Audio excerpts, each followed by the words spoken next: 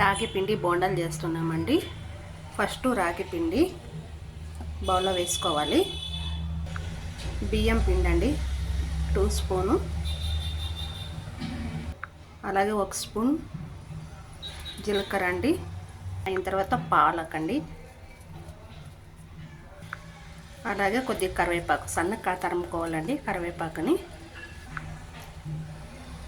తగినంత సాల్ట్, తగినంత కారం. రాగి పిండితో పాలకు పకోడాలు చేస్తున్నామండి. చాలా టేస్ట్గా ఉంటుంది.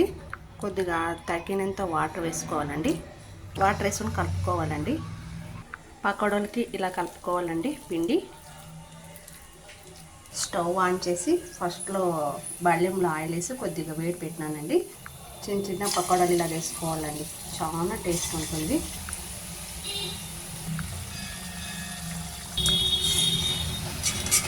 రాగి పిండి పకోడాలు రెడీ అండి.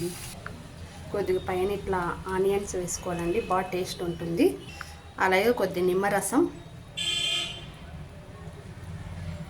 రాగి పిండితో పకోడాలు సూపర్గా ఉంటుందండి. మీరు కూడా ట్రై చేయండి ఒకసారి. సూపర్గా ఉంటుంది.